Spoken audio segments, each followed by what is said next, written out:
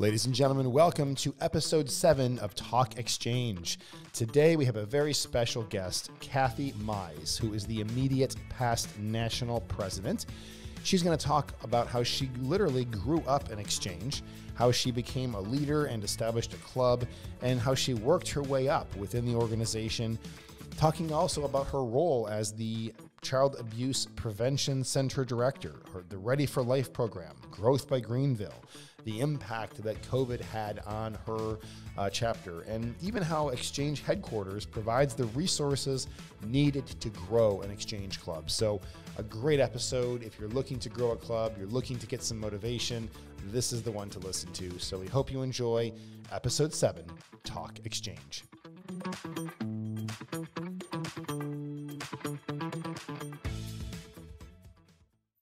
Welcome to Talk Exchange. I'm Tracy Edwards, CEO of the National Exchange Club. And I'm Christy Lindahl, the Director of Communications. Christy, I'm excited about our guest today. Kathy Mize is our immediate past national president. She grew up in Exchange, so she has some amazing history with the organization and also led us through the COVID pandemic to growth as a membership organization. So we're pretty excited to hear about her story and learn from her. So welcome, Kathy. Hi, Kathy. Thank you so much. So glad to be here.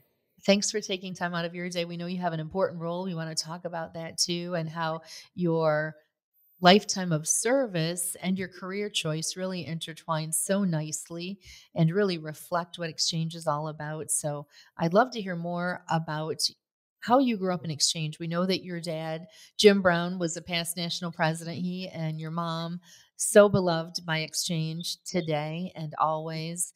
And what a history to be going to conventions and being very young and having that awareness. How was that for you as a child growing up? Yeah, as a child, growing up in a family that gave back, that's all I knew. Mm-hmm. Whether it's to our church or to the Little League or Exchange. My dad was a member before I was born.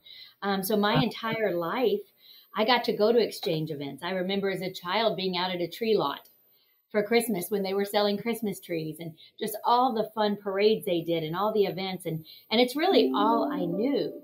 So my entire childhood and into high school and then to college, I always wanted to give back. I always looked forward to when I was older and I could actually join an Exchange club and be a member myself. So I think it was just such a blessing to be raised by a family that just taught us the importance that there's a lot more to this world than just ourselves and that we all can do our part.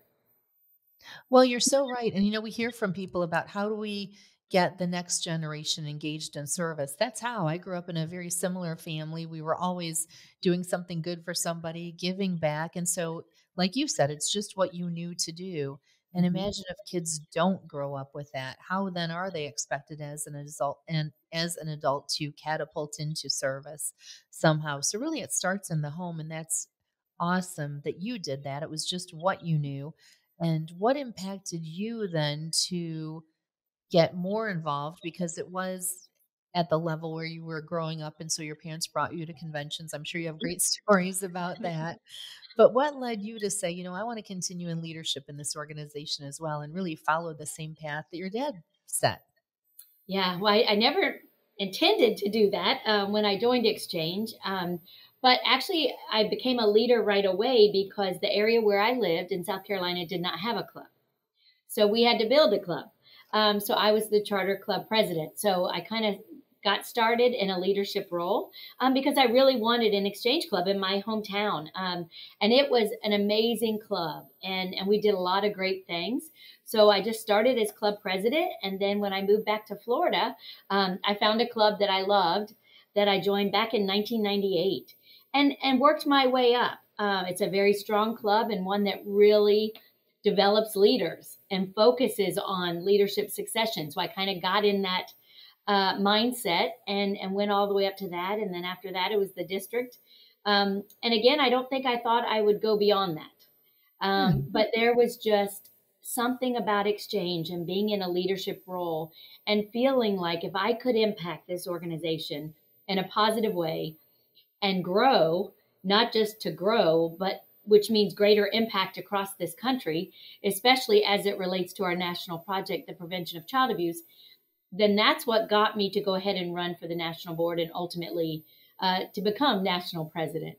So it was an honor to serve in that role, in every role I've had in Exchange. And I think it's just important that we, develop our leaders and let people have the opportunity that I've been so blessed to have. Yeah, we often talk about how people should share, our members should share the gift of exchange with others, but it's really a gift to yourself too, which I think you've just illustrated, Kathy. It gives you a sense of purpose and fulfillment in some ways. Absolutely. And it develops skills that you can use in every aspect of your life, whether it's, building relationships, learning how to, do public speaking, whatever it is, Exchange has a way of just impacting your life as a whole, not just when you're volunteering with your local club or on the national board, but it truly does impact who you are and who you become and the relationships you build. Sure. So how does that tie in, if you want to explain to people who haven't met you, haven't had the opportunity to meet Kathy, how did that play into what you do now through your career?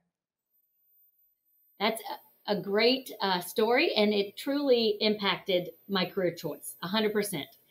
When I went to college, I wasn't sure what degree I wanted, but I loved giving back. I didn't know if that might be a nurse or social worker or whatever it could be. And I kind of started going down that path. And when I went home one summer, we had a child abuse prevention center that was started by the local exchange clubs right there in St. Pete, Florida. And they offered me an internship. And I spent the entire summer working with the center, going out to homes, working with our parent aid model, really helping families prevent abuse from occurring, to keep their kids in the home, to give them a loving and nurturing environment, as opposed to them entering our foster care system. And it was after that I knew exactly what I wanted to do. So I got my degree in social work, and I have been in this field. I've worked, unfortunately, in the area of child abuse for a ton of years, actually investigating and in the foster care system. But I have had years where I was a child abuse prevention center director for our local Exchange Club Center, really focusing on prevention. And what I do today, we started Ready for Life 14 years ago, and it's for young adults that are aging out of our foster care system. So when they turn 18, literally the door opens and they can't stay in that system anymore. And there's no options. Their families have not done what they needed to get them back.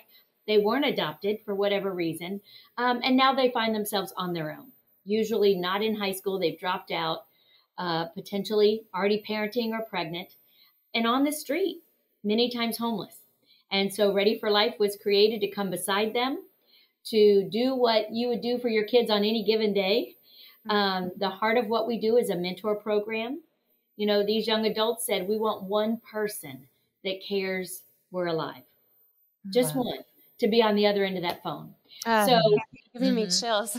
Yeah. So my entire career literally was influenced because of our national project with the National Exchange Club, and the local exchange clubs here are so generous and they support Ready for Life.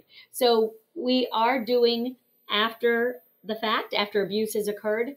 However, we have about 200 little ones that are the children of these young adults that aged out. And that's 200 little ones not in foster care.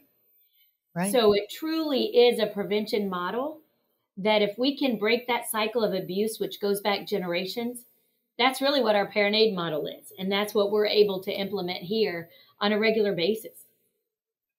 Definitely. Wow, that is some great impact. And, I know that part of what led you to be so passionate about the theme Growth by Greenville was knowing that the more people we have involved, the more we can make a difference in their life, the more it positively impacts them and everyone around them and the community. And your passion for Growth by Greenville really caught on. So tell us about that, about how we reach that goal and what you see as going beyond that goal of Growth by Greenville. Coming out of COVID, I was blessed to have 2 years as national president during the COVID time. And, we all had to learn new ways of coping and how we did business per se. So I knew that as we came out of it, that really people were looking to get engaged. They wanted to get out. They wanted to make a difference again. They wanted to connect because we couldn't.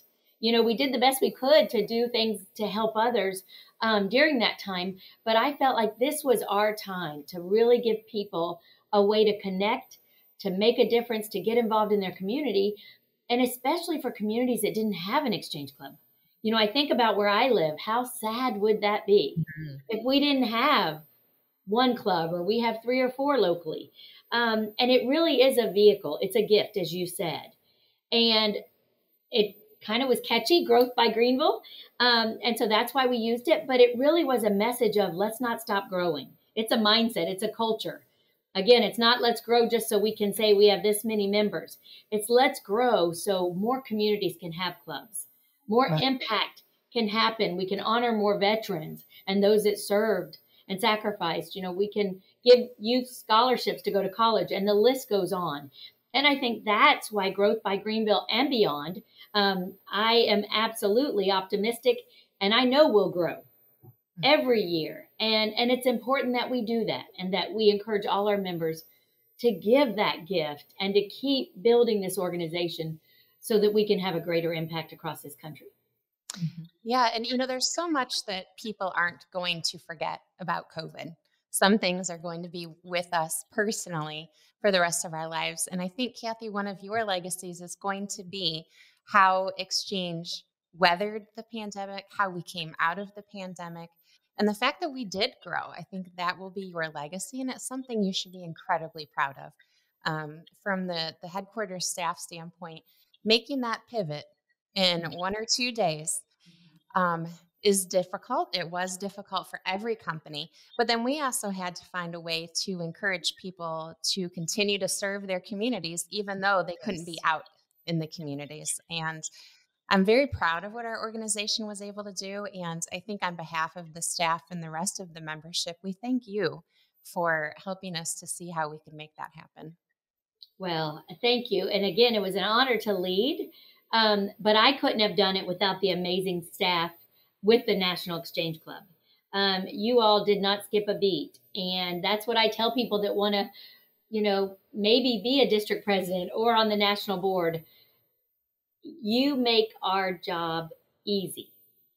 And you give us all the tools and the resources and the support we need to serve in whatever role we're in. So I thank you all for really just being there and not stopping. As Tracy has said before, many organizations kind of put everything on hold. Our organization said, absolutely not. It's even greater need now. And our country needs us more now, and our communities need us more now. I could not have done it without the amazing national staff, the national board, all Exchange members across this country, because it took all of us to grow. And it's going to take all of us to continue to grow and make a greater impact. It was a great show, really, of unity for service, seeing everybody Absolutely. get so excited about working together toward that initiative. And it was such a positive, uplifting atmosphere that made people excited to get involved. So based on that, what do you have to say to people who are listening who have no idea that exchange clubs exist? What do you have to say to them to encourage them to learn more? First, I would either get on the website or call the headquarters and find out, do you have a club in your area? Or what is the closest club? Because they are all over the country. So I encourage you to look and see if you have a club, or to see if you have one of our child abuse prevention centers right there in your community that you can engage with. That would be the first step. However, if you don't, that's an exciting step that we would love to build one. We have a team that will rally around you, as I found out when I wanted to build one. You don't do it by yourself.